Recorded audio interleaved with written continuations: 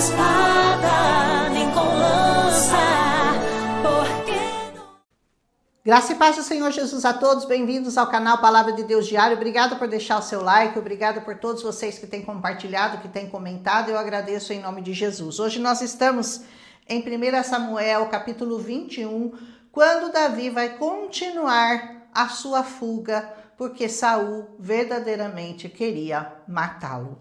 Diz que Davi foge para Nob, uma comunidade sacerdotal usada pelos sacerdotes após a destruição de Siló. Então ele foi para Nob. Lá ele encontra Aimeleque. Aimeleque era bisneto de Eli, mas esse vê Davi como um perigo. E Davi o engana, fazendo-o acreditar que ele estava ali numa missão secreta para o rei. Versículo 2. Pede pão para ele e seus jovens, ou seus soldados. Mas ele diz que o único pão que havia era um pão consagrado ao Senhor. Versículo 3 a 5. Os quais só podiam ser comidos pelos sacerdotes. E o Davi convence a ele e que seus soldados não haviam feito nenhuma refeição e que eles não tinham feito nada de impuro e que os pães já não eram mais sagrados. Por quê? Eles já tinham sido substituídos por pães novos, por outros, e que aqueles novos sim eram sagrados. Aí o sacerdote é convencido e dá a eles o pão sagrado. O que parece ser um sacrilégio foi, na verdade, explicado por Jesus. Mais tarde, quando ele se refere a esse episódio da palavra de Davi, ele diz lá em Mateus 12, de 2 a 4, dizendo aos fariseus da época que a preservação da vida prevalece sobre qualquer mandamento, enquanto ele explicava dos fariseus com relação ao sábado.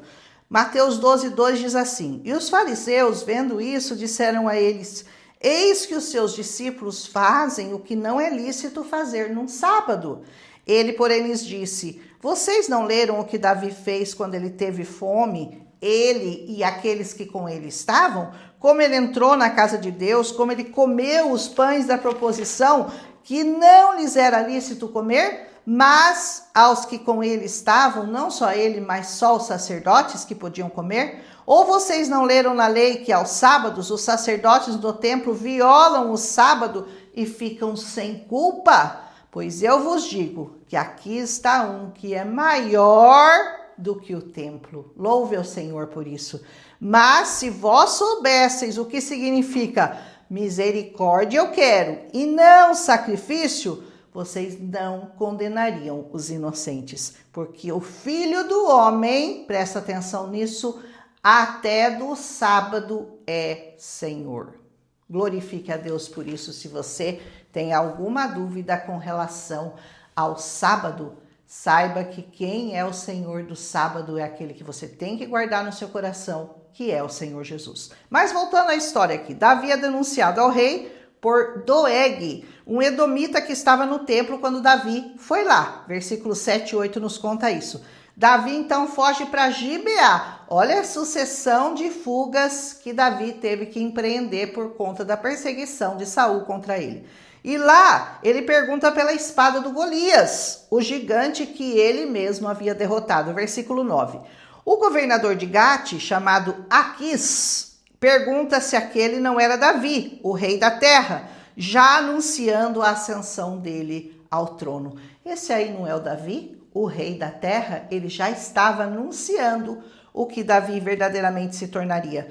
Ele fica com medo de que ele tenha ido lá para os destruir. E Davi caiu então nas mãos dos filisteus. Versículos 12 e 13. E sabe o que o Davizinho faz? É muito interessante essa parte. Ele se finge de louco. Finge estar louco, agarrando as portas do portal e espumando pela barba. Davizinho era esperto, né? Tem muitas vezes que você precisa dar uma de louco também para poder convencer as pessoas a aceitarem Jesus. Como Paulo dizia, eu me fiz tolo para com os tolos, louco para com os loucos, para ver se eu ganho algum para Cristo. Foi o que Davi fez assim, aqui. Aquis então desiste de incluí-lo como soldado do seu exército e o expulsa de lá. Falou: louco, eu não quero esse soldado maluco aqui no nosso meio, não, manda ele embora. Versículos 14 e 15.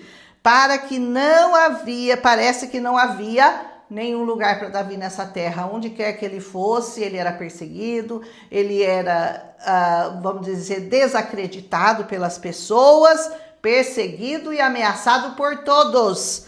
Saiba que quando você se sentir assim, como Davi se sentiu, acuado, desprezado, humilhado, perseguido, é quando o Senhor vai entrar com providência para te proteger, para te honrar, para te exaltar sobre todos os que buscam a sua vida para te destruir, como ele fez com Davi. Aleluia! Então vamos continuar nessa fuga com Davi e ver o que Deus vai fazer para dar a ele o lugar que ele prometera a ele, o trono de Israel. Amanhã a gente volta com 1 Samuel, capítulo 22, nós vamos ver Davi numa posição na caverna de Adulão, onde ele tinha a possibilidade de acabar com Saul, mas ele era um homem muito acima da maioria, um homem segundo o coração de Deus. Vamos ver amanhã Davi na caverna de Adulão. Um abraço em Cristo Jesus, fiquem abençoados, amanhã a gente volta se o Senhor nos permitir.